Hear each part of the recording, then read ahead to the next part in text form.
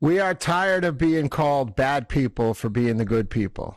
And no one represents the guys who open the gates for their crews anymore, or the rugged individualists who take the risks every day.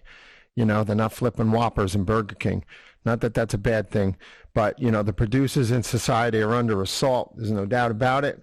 They need representation. Local, state, and federal governments are punitive to them. More regulations, more taxes, more masks.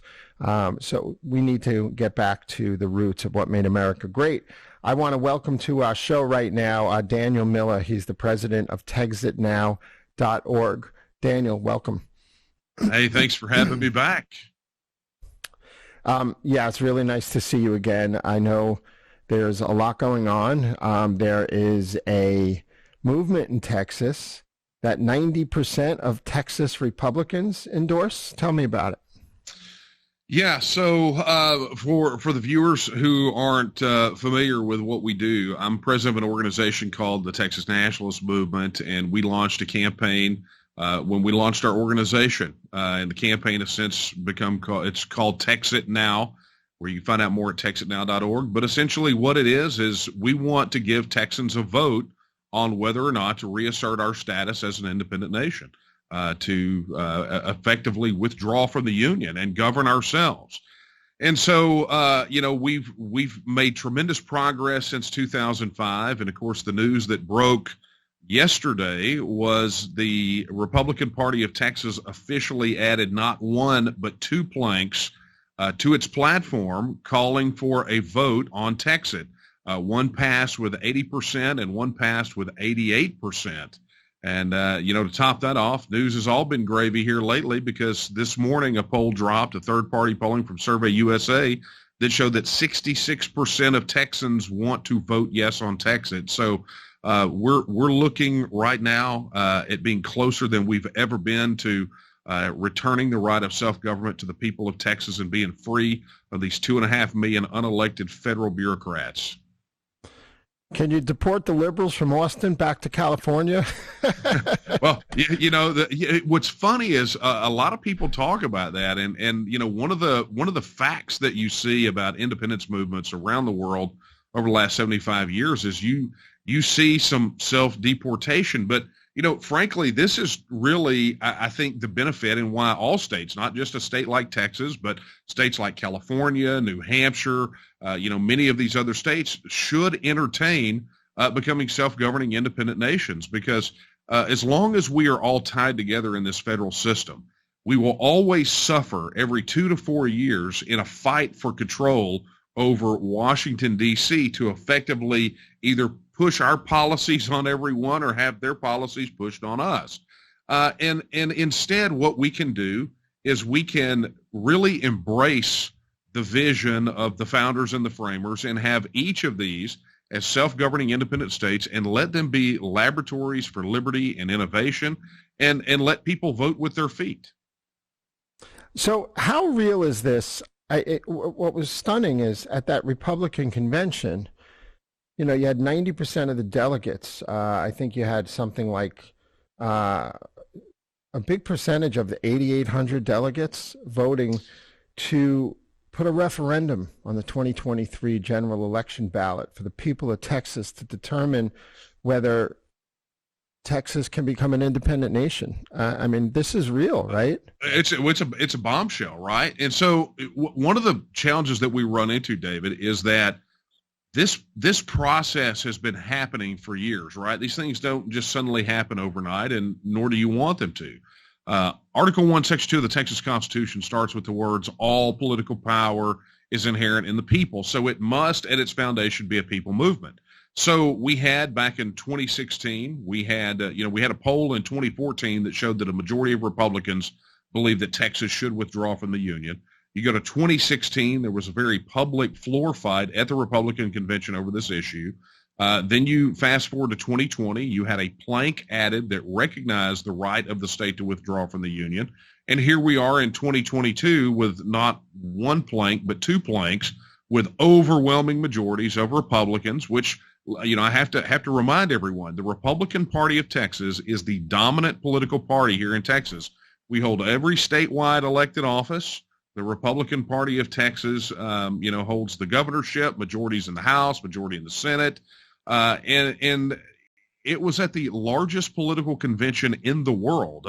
They typically top out at about 9,000 delegates. So right around 8,000, 8,800, somewhere around there of that, on both planks, we had that between 80 and 90% saying absolutely. One plank saying, yeah, we definitely want to vote on this. And the other one saying, we want to vote in 2023 on this issue. It's an extraordinary number. You have 425,000 followers, right? Yeah, our movement outside of the Republican Party and the Democratic Party here in Texas is the single largest political advocacy organization in the state. And you would think that all of this would be bombshell news around the world, right? But it's not. And, that's not our fault. We do our work, and folks like you are actually have the integrity to report on it. So thank you. Yeah, I don't want to be charged as being an insurrectionist, but I see California, Oregon, and Washington becoming one country, and then you could go across maybe from like Arizona, skip New Mexico, Texas, Alabama, and Florida could be another country, then New York, New England, New Jersey, Mid-Atlantic states. They're all so liberal and socialist, and they just keep punishing the small business. Workers' comp goes up, insurance rates go up, permit fees go up. Everything is, against them. And where is the ability to start your own business anymore gone? Yeah. You pay $50,000 a year for the liability as a home builder. So I don't know. You have those problems in Texas with overregulation and stuff, or is it kind of in check? Well, look, you know how governments are, right? We do have a business-friendly climate here. We have no state income tax. I mean, there are those things. But, David, really what it boils down to is we have to understand that a lot of what we see out of these state governments with the bureaucracy, with the high taxation, the endless clamor for revenue is really part and parcel of playing monkey see, monkey do with the federal government, right? So many of these elected officials at the state level look at it as a stepping stone or like a AAA ball club for, working for the federal government. They just, they want to just do what they see to do. They're all, a lot of them are a lot of neo-Marxists to, outright socialists, whatever it is. But this is why the conversation needs to be had, because in some states, if that's what they want, let them have that, right? But yeah. I don't want them governing us. And this is why we ask the question, not just to Texans, but to everyone in every state. And we ask people to ask yourself this question.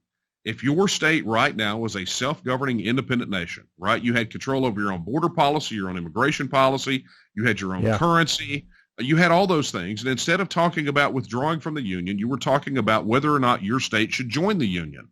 Knowing everything you know about the federal government right now, would you vote to join the union? Yeah, well, like in New York here and these other blue states, they want to lock us down again. It's coming. There were 90,000 COVID cases yesterday, even though it's not deadly, and the masks are baloney. 60% of the new cases are vaccinated people, Excuse me. It's like a technocracy. It's not just, socialist policies, but they've got you locked. They're going to track you. You're going to have a global passport and all this stuff. So, I God bless Texas for being independent, So tell us about where you stand right now and where can our viewers get involved if you're in Texas.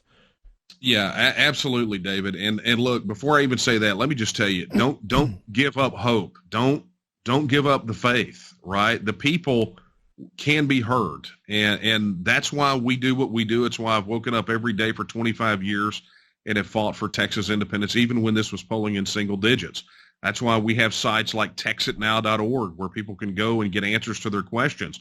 And we can bring hope to the people. There are solutions out there, and I will tell you, those solutions invariably end with our states, especially Texas, reasserting their status as an independent nation. We can do this, and we can restore liberty and hope to our people.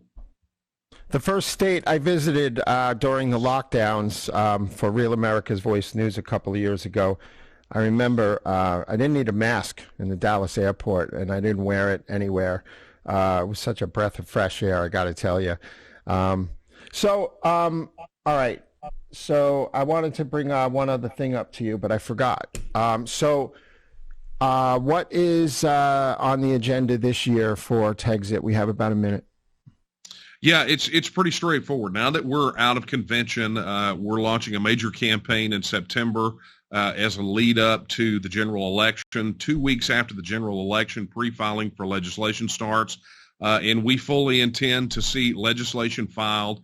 The Texas Independence Referendum Act filed again this session in January when it kicks off. So we've got a lot of ground to cover between now and then.